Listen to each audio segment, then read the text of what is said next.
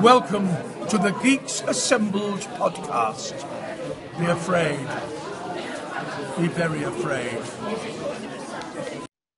Hello, we are Geeks Assembled, and we have assembled here once again today, and we are truly the best cast members of Geeks Assembled here today. Anybody that is not present with us in this cast, really, no. Anyway, Lee, let's move on to Monty Python's The Meaning of Life. And we are going to kick off, since he's such a big Monty Python fan, let's go straight to Ethan. Oh, I could go on forever about this film or any Monty Python Monty Python film. It's got everything. The best, my kind of comedy. Everything. No holds barred. Just all out funny, and it just makes fun of everything. Just from the opening animation on that is brilliant. It just really shows just how low we've become, like we've evolved, and all the sexual nature, how we're stuck on the TV and just depraved and all that, to like giving birth. Every song in this is memorable to me. Every sperm is sacred. It's always Christmas in heaven. Mr. Creosote scene is just brilliant, and the Galaxy song is legendary. Just legendary song. That is just such a brilliant final movie to the series. And even though they come back to do the stage show, they reunited a few years ago, it still finishes off with a great bang, this movie. And if no one's ever seen this, I seriously recommend watching this movie. It's just goes all out. It just doesn't hold back.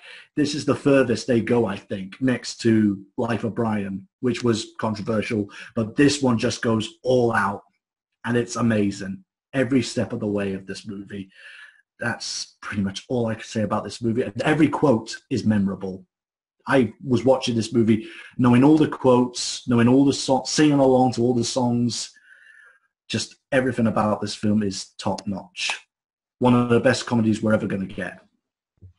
Yeah, I think they reunited in, was it 2014 for the stage show? Yeah. Yeah. I remember watching it on TV. I wish I could have seen them live, but I didn't know until the last minute. Unfortunately, tickets were sold out, but I would have just loved to have seen these guys live. These guys. And it was such big news, wasn't it? It was huge. It was huge. Everywhere. Like, Monty Python was reuniting, and, such big news. But like you say, the Galaxy song in this is just, it's phenomenal. I mean, it's been redone so many times. Mm-hmm. The BBC redid it not so long ago with the Professor Brian Cox. Yeah. Have you heard that version? Yeah. It was great. Where it's more accurate, because this version in this film is not accurate. But it's not accurate, but it's Monty Python. It just makes fun of it. And I think you just forget anything that's accurate. You just listen to them. You just laugh along with them. And it's just so funny, and how they do it, from like when Eric Idle takes Terry Jones into space, and you see like the woman, like the old 80s computer turning into the woman giving birth. And then it just finishes off with like, can we have your liver? Oh no, you talked me into it. Okay. No, that it's so funny. Yeah, that was a great bit. Let's go over to Stephen Price. What did you make of this film, Stephen? Did you enjoy it? Yeah. I loved every minute of this movie. Is it okay to say my favourite scene, or is that for later? Yeah, no, you can say whatever you want now. You go. You let yourself go, Stephen. Don't let anybody stop you. Anyway, my favourite scene is going to be when Mr. Creosote comes into the restaurant and orders what he wants, and John Cleese gives him away for thin mint, and he tells him, in certain words, that I'm full, and he says, go on then, just the one, and he just darts down behind this plant, and he just explodes. That was brilliantly done. That was. I like the every sperm is secret. The part I liked also was the part where sex education in the classroom. That was hilarious. That was. I bet you did.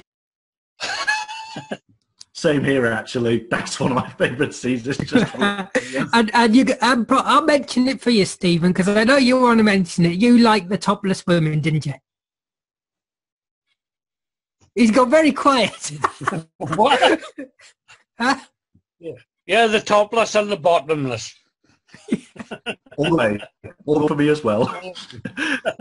Best way to die: getting chased off a cliff by women. Even though some men would run towards it, but fall off a cliff. I think by women. the Graham Chapman didn't look all that well in the movie. He did eventually die from cancer, so I'm glad he done that movie, like, you know. He managed to do that movie. That's Got it? it? Yeah. Let's move over to Beef Dad. Beef Dad, what did you make of this movie? Did you enjoy it? I enjoyed sitting and watching it the other day. To be perfectly honest, when I went to see it in the cinema when it first came out, the Mr. Creosote scene where he keeps chucking up, I had, let's put it like this, I had to stop watching it because it made me throw up. I actually threw up in the cinema watching it. Because I've always been, well, at that time, if anyone was God sick, help the person sitting in front of you. if anyone was sick near me, I would throw up as well. It was, but yeah, I liked Every Sperm is Sacred, but I remember there was an awful lot of aggro from the Roman Catholic Church at the time over that scene. Nobody has yet mentioned the extra little film that goes on before it. The Crimson Assurance Company, where the building actually is turned into a pirate ship and goes around destroying all the other big business buildings in the city. It's crazy, brilliantly done, absolutely brilliantly done. It was originally just going to be an animation, but what's his name that did the animations? Oh, his name's gone. Terry Gilliam. Terry Gilliam actually talked them into doing it live action. I thought it was just brilliant. It really was superb. Very, very clever and very, very funny. The Zulu War scene was absolutely amazing. That was so funny. And I don't know if anybody recognised, did anybody recognise the head that had been severed from the body that got spoken to as they walked past it? No? No. Well, that was, oh God, what's his name? Oh, isn't it dreadful when you get old and your mind goes. Yeah, it's a massive star. Let's see, what else did he do? I think did he play Alfie? I can't remember. It'll come to me at some point, and then I'll let you know. But, yeah, I love the fish. I love the fish. The fish was hysterical. The fish in the restaurant were just hysterical. And there was some. The whole thing is just filled with magic moments, and yet the Galaxy song. I mean, I remember at the time, everybody was walking around singing it. And, you know, you'd be sitting on the bus and someone would be humming it or whistling it or singing it quietly to themselves. But yeah, brilliant. Loved it. Loved the film. And at the beginning of the film, you're saying about the insurance company with the building moving. Didn't one of the banks do that for a TV advert in about the early 2000s? Was it Barclays? Yeah, it was. And it had where it was moving, and yeah. So that reminded me of that a lot. That just came to mind. I thought, oh, this reminds me of that advert. But obviously, that was taken. That advert was taken from this. Yeah. So let's go to. Oops, sorry. No, carry on. No, I was going to say, like Beef Dad said, that is because you get the whole film in your mind. I did, unfortunately. I was going to get round to the short film, and it is such a great film. I'm glad they did it live action. Just seeing these amazing old men workers turn into pirates and just going around against all the high-tech modern businessmen. And they're really all proper old fogies, aren't they? They were very, very old.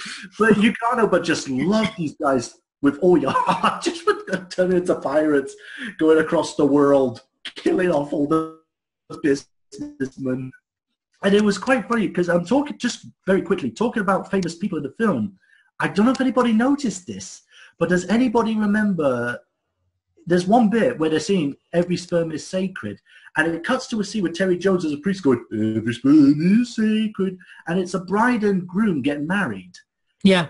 The groom is Jeremy Brett, who played Sherlock Holmes in the 80s Sherlock Holmes. And I only noticed this the other day when I watched it again. But you'd have to recognize the face. I think you'd have to see the original 80s Sherlock Holmes.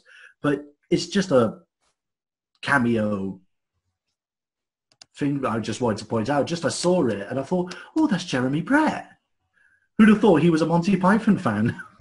Yeah. Let's move over to Brian. Brian, what did you make of this film? Here we go, people. Brian? It's your turn now, Brian. Think about what everybody said. What did you make of Monty Python's The Meaning of Life? Did you discover the meaning of life while watching it? Did it make you think about the universe and everything in it and life and creation and everything else? Did it make you think of that, Brian? Honestly. Or did it just make you think of light bulbs? Honestly, no, it did not. All that stuff that you said didn't really occur to me when I was watching. And, you know, this was my first time watching this film. And honestly, did not like it. No, that's all right. Not one bit. Because this is the same guy that did the Holy Grail, right? Yeah. Yeah, I didn't like that one too. So, kind of figured when I popped this in to give it a watch, I kind of figured that I wouldn't really like it as much as I did. I guess I didn't like it as well as the Holy Grail when I watched that. So I kind of figured that this would happen. But what specifically didn't you like? Was there some scenes that you didn't like? What scenes didn't you like? I don't know. I guess it's just like the type of, I would guess you would call the formatting or the humor and within the type of film. So you don't get it? Not really, no. No, that's fine. If you don't get that type of humor, then it's not funny, is it? Humor is only funny when you find it funny. I'm mostly, I'm an American, so I guess I'm mostly just used to the comedy and humor. Yeah, so you don't know what comedy is what basically you're trying to tell us. No, I'm American. I've seen comedy before. I'm just saying I'm used to the U.S. comedy. Yeah. apart from Mr. Bean, that is a UK thing, but other than that... Beef Dad is waggling his little finger at you. Go on, Beef Dad, what have we got to say? What you got to say, Beef Dad? You want to say something? Yeah, it was Michael Caine. Ah, Michael Caine. Yeah. Go on, Brian, what was you finish off what you're going to say? Well, what was I going to say? Oh. Wait. Oh, wait. Okay, no. Sorry, let's check for a second. Please take it away. Please take it away. Sorry, Come back, all's forgiven. Let's check for a second. Woo. No, but Brian, do you even know where you are? Where am I? What is this place? No, but again, this film is just I guess it didn't really appeal to me because again, I think I'm not really used to the wit and humor of British things. So, can I ask you a question though? And answer it honestly. Did you actually sit down and watch the whole film? Actually watching it, not walking off. Because if you walk off during the film or do other things during the film, you're not going to understand it all. So did you actually sit there in front of the screen? I did, and I really, honestly, didn't really get it and understand what the hell was happening. So, yeah, I didn't like it at all. That's all I have to say. All right, then we'll move on to Alex and Susan, see what they have to say. They're Americans. Does Susan and Alex think any different or think the same as Brian? Okay, first of all, I agree with what all you guys were saying about the Perpetual Mutual Insurance Company or whatever it is. That was awesome. That makes me laugh every single time. And to disagree with Brian, I mean, what is it about liver, surgery that you don't get? I mean, that's like, it was so gory. This guy had a hard time. I mean, it was so, it was horrible. And the other thing that was horrible was the woman giving birth and the baby coming out and the doctor with a freaking meat cleaver going, "Huchaga!" to cut the umbilical cord and then handing the baby to the mother and then sticking it in a incubator and rolling it off. I mean, it wasn't tough to understand. It may have been, what's not, I mean, you may not have thought it was as funny as things like what's the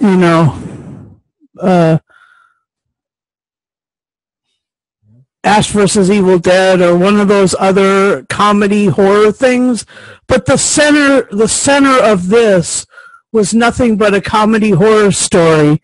It was really gory, and then the death at the end. They ate the salmon, and the Grim Reaper shows up and is like, and the guys are from America. I mean, that was totally American humor there. Let me tell you something. Yeah, go ahead. Let me tell you something now. No. No, go ahead, Susan. No, you go now. No, I mean, again, I even put links in the group. I mean, it is both English language, and it usually was. The European versus the American, and the class system versus the caste system, and the fact that it is true. Americans kind of have that attitude. We can do anything. What we think is super important, and all that. And of course, that doesn't really matter when you're born, and that doesn't matter when you die necessarily. Right. So, I mean, that was kind of funny how, they wanted to keep going and telling me you couldn't do stuff, and it's death. I mean, you're going to do what it tells you, because unless you're an alien or you're a superhero, it's coming for you. So, you know, I mean, that was kind of funny too, how they got in their cars. It's like, well, you can get anywhere you like. You're still dying. So, I mean, yeah, basically, overall, we all are born. It is a miracle in a way. Then you go through your years if you're lucky enough. And then at the end, you die, whether it's through an accident or in your sleep or whatever. It's going to happen to you anyway. Oh, thanks for cheering us all up. Right, and so... Well, that's right, and nice. so We're all going to die anyway. right. So, in other words, I also saw it as the funny thing of, you know, a person's job, and it's funny how it's changed in a lot of decades now, where that was very important. It was very important what your religion was. It was very important who your family was. It was very important what job you had, and things have just changed so much because it's so funny. That was the other ironic thing about the movie is everybody had their assigned job. There wasn't really a lot of ebb and flow, except for the guy talking the galaxy, singing the galaxy song, and, you know, maybe one other character. Everybody else was very well defined, and that may be, you know, a little strange now because everything's fluid now. What about the professor doing teaching sex ed? Okay. I mean, yeah, I mean, that's scandalous because you don't really see that in many movies, and back then you didn't see that in many movies. You wouldn't see that. You wouldn't see that in a movie today. No, because it's not PC. So that's another thing that's funny. I mean, of course, that's the other part of life. You know, you have to go to the bathroom or you have to eat, and sometimes it doesn't work out. And food poisoning used to be pretty common, actually, and that, you know, that still happens. Don't eat tinned salmon. That Right. is, you know, why would anybody want tinned salmon? I mean, really. Right. So, I mean, again, you know, depending on how you look at it, and it was really funny about the waiter going, come with me, and then after all that walking, gets mad at the end and tells the person, go away. So it depends on what jokes you get. I didn't like the whole movie. What didn't you like? I thought it was a little gross. I mean, I understand the creosote thing. It's kind of funny if you think about it in terms of reality TV. It's funny.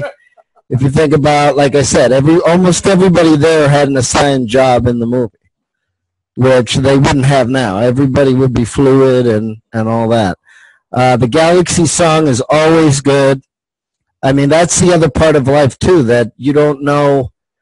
You know, there could be a billion things going around you, and you don't necessarily know about it as well.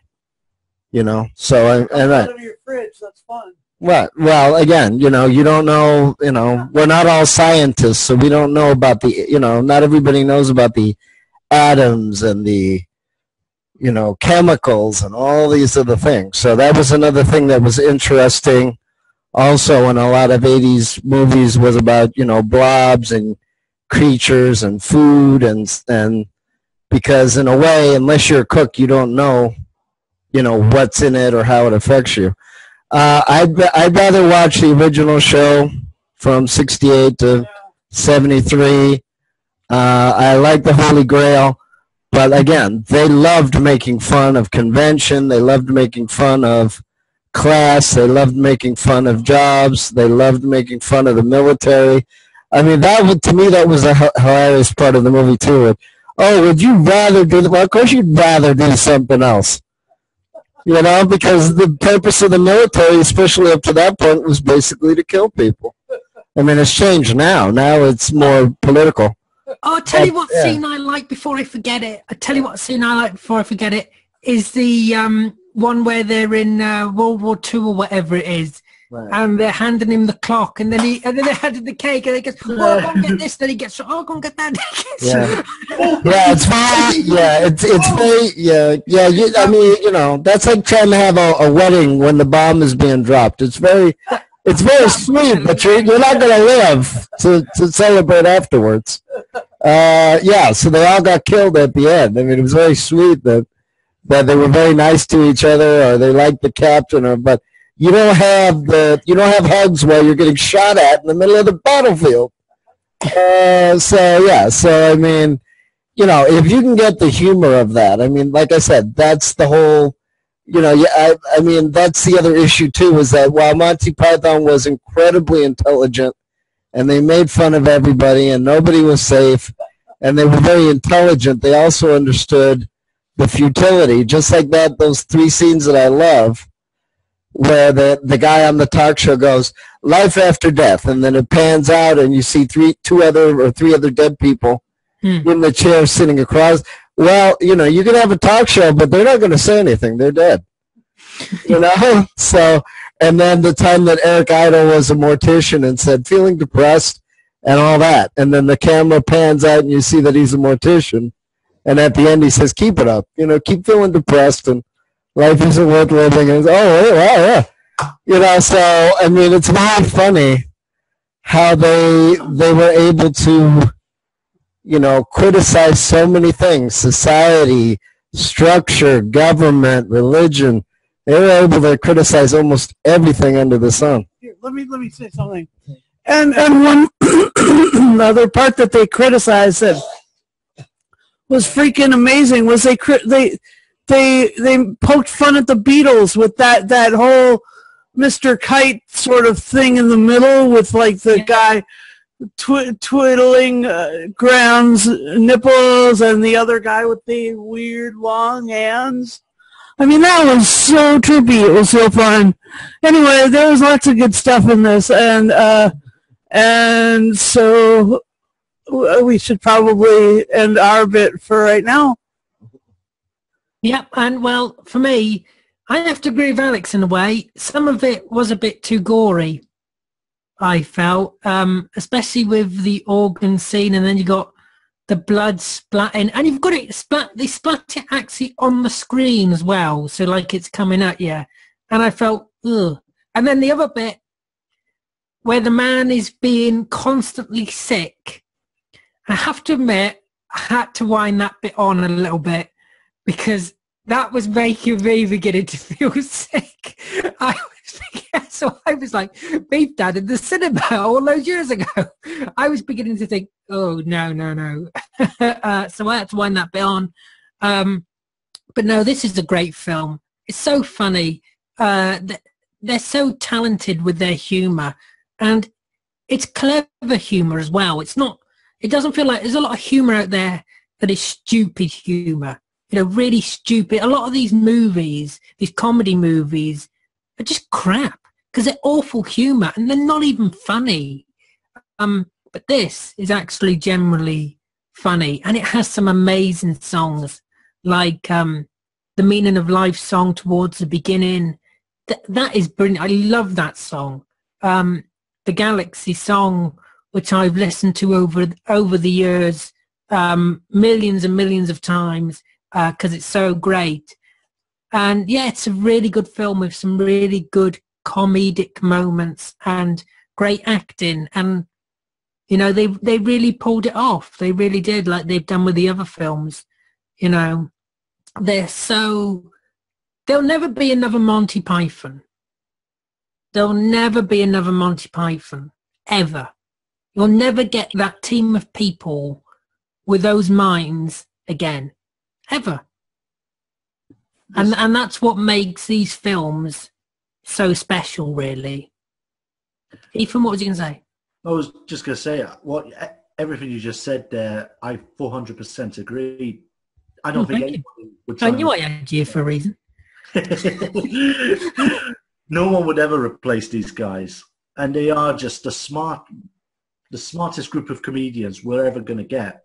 And it's so funny that they started off all meeting at university. They were all university students at first. They all met there. So they were all very clever. And they just thought, you know what, let's just put together this little comedy group. What are we going to call ourselves? Monty Python. Monty Python's Flying Circus. And they just gave us, to me, the best comedy ever. I watched this as a kid, which is probably wrong, but I loved every minute of it. And they are, as you just said, they're just so clever. and we're never going to get comedy like this ever again. Oh no, never. No, you won't get comedy Never. like that. And they've been doing it for so long. I mean, they did that Spam-A-Lot musical on Broadway, Yeah. and then they did the whole thing with He's Not the Messiah, He's a Very Naughty Boy at what is it, at the Royal Albert Hall. And I mean, they did so much freaking good stuff. Even now, I mean, the only one who is actually unable to, besides Graham, that is unable to do the thing is Terry Jones, who's got dementia now. Yeah, he's ill, isn't he? Yeah. He can't even speak. I remember, it was sad watching the film again, actually, because I remember he did the stage show with them, and then he got dementia, and he can't speak anymore.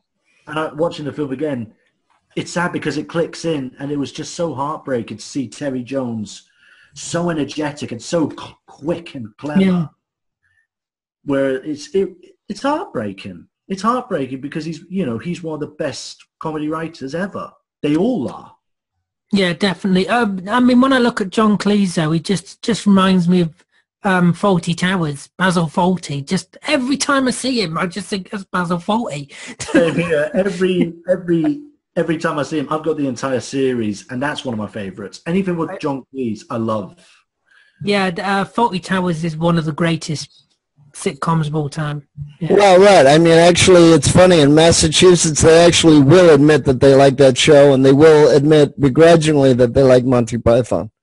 But it's too British for Massachusetts, but they still like it. They just don't like to admit it. But yeah, that's the other part of their comedy, too, was that they also showed, everybody. They showed little old ladies, even though it was guys in drag, and they were discussing philosophy in an art gallery. They dragged up a lot in this, right? Yeah, and they had and I mean, the Minister of Silly Walks. I don't think we ever learned what his name was, and all the other characters that they had in the show and in the movies. They covered almost everybody. I mean, they almost did. They almost covered everybody. They made fun of music. They made fun of style. At time that Eric Idle was talking about some incomparable artist, and somebody yells at him, off screen, "They're not here." And he looks at the audience and says, "Well, it's not always cracked up to be," So, so that was the other thing, is that almost everything they did, they made fun of it. They did it in a very, polite but to the point way. And even when they could do the movies, they still were making fun of it. So, I mean, that's the other thing, too, is that the American version of sarcasm is only starting to match the British version of sarcasm. And the fact that I think America's too proud of its society to make fun of it, too. I think that's the other, you have to be able to laugh at yourself and make not just cell phones and internet, but you have to make fun. And that's the point. The British do make fun of almost everything. And the Monty Python. Yeah, we make fun of everything. Yeah, right. But in America, they make fun of idols or people that are rich or people that are famous in a way, but they don't make fun of everything. And that was one of the reasons why I liked Monty Python, because almost every time you watched it, they made fun of rich people, they made fun of poor people, but not the same way they made fun of rich people. Exactly. Yeah. And they did all kind. I mean, they even came up with a Mr. Bean character before Rowan Atkinson did his. No offense. Oh, don't say that's Rowan Atkinson. He's brilliant in his own way, but I'd rather watch the Monty Python guys do it. So I mean, that's what I mean. It's a different type of humor. The humor now, a lot of the movies, it's The Hangover and Bridesmaids and The Wedding Planners. It's a different. I'm not watching that rubbish. It's a gross. Right, it's a gross out, vulgar kind of humor. It's not an intelligent humor. It's a much lower rung. It's and then the other problem is because a lot of Americans don't understand how British sitcom works and how it's written. They only know a few, like Are You Being Served or Monty Python. They only know a few and how it's written. And the problem is the American sitcoms. You think of, and even those were, so a lot of the famous ones were stolen from British shows like All in the Family and all that. And like I said, it's a different viewpoint, it's a different style, and the British make fun of everybody and everything in society, and Americans are too optimistic, too proud, too loud. They don't make fun of everything. Anyway, does anybody else have anything to add on this film? Otherwise, we're going to wrap it up. Yes, another part of you didn't bring up is the house full of children. He said every time he has sex with his wife, she has a baby, and it's just full of. It's just. You've got the stork coming over as well. Yeah. I got the stork. They did do another movie, but it was filmed at Monty Python Live at the Hollywood Bowl. Oh yeah, they did. But that was it was all the sketches from the TV show. Yeah. Beef Dad, what was you going to say? It was good to see Simon Jones in it, because it was a couple of years after he'd done Arthur Dent in Hitchhiker's Guide to the Galaxy. Well, Susan agrees with that. Anyway, we'll go on to final say and score. Beef Dad, you're unmuted. You might as well give your final say and score.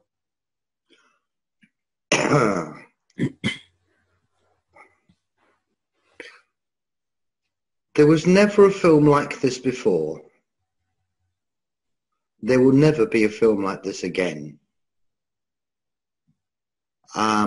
It's one of a kind. And in spite of the fact that it made me throw up in the cinema, it gets a 9.75. Oh, 9.75. Well, that's pretty precise. Let's go to Alex and Susan. Final say and score. Yeah, I'd have to give this probably a 9. I wouldn't give it a 10 at any time because I like the other stuff better. But like I mentioned, a lot of people love to hate this movie. I think it's just too challenging. Even the Boston Globe from Massachusetts, even in the 80s and even in the 90s, put this as a cult film, which, like I said, cult, that covers a lot of ground. And they, like I said, almost everybody I've ever met loves Fawlty Towers. So that's very strange in Massachusetts, where for 100+ years they didn't like anything officially British. Don't mention the war. I love that. Well, that too. But yeah, but I mean, there's been a lot of Irish immigrants here from the 1800s to 1960. And so they have sort of a love-hate relationship with anything British.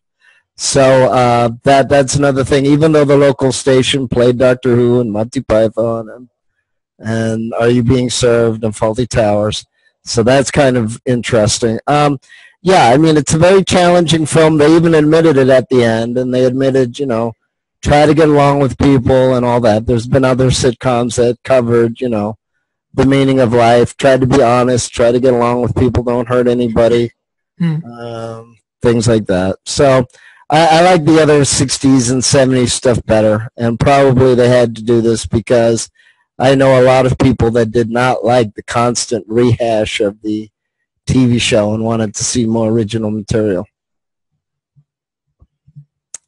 Well, I don't think that any of this material was really original, but it deserves a 10 out of 10 for me.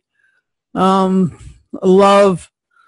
the beginning feature, which has its own intro, scroll credits, and then movie, and then out credits, and then a little thing that comes up that says our feature presentation.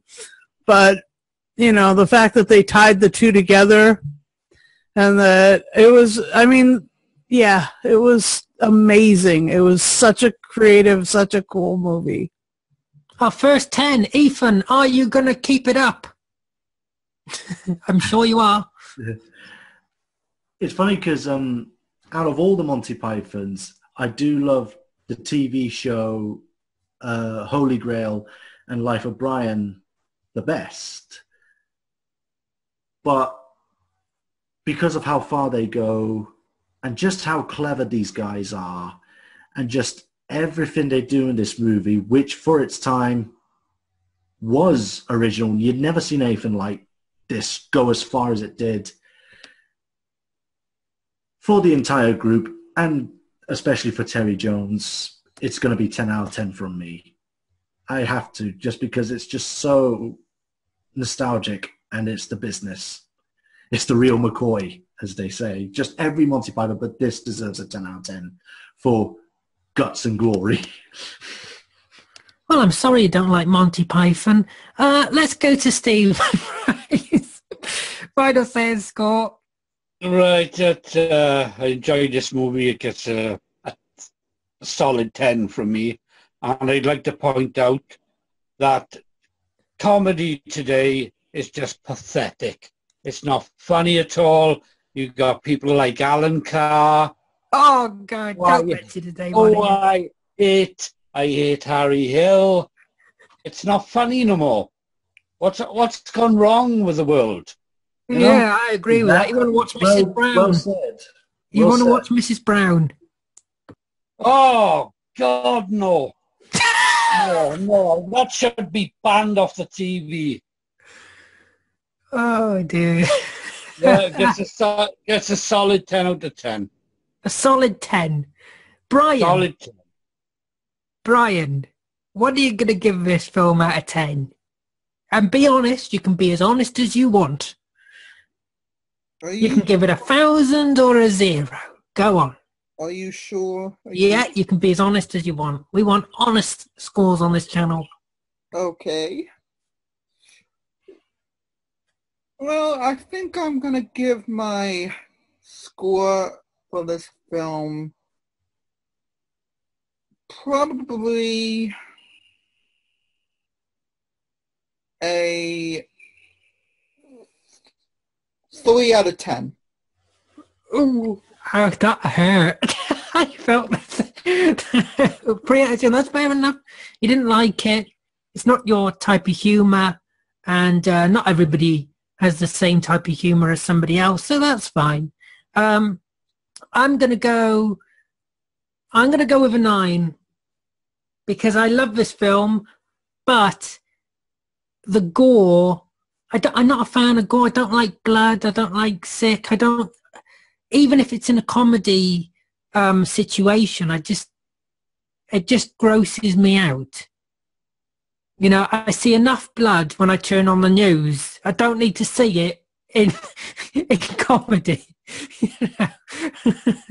So I'm going to give it a 9. I'd like to thank everybody here for joining me. I would like to thank you for sitting through Alex, and the medal will be coming through the post. So don't forget to tell us what you think about Monty Python and the meaning of life, because we all know what the meaning of life is here, don't we? Don't we? We all know what the meaning of life is. It's to watch Geeks Assembled and subscribe to Geeks Assembled. So look after yourself, take care, and we'll see you next time.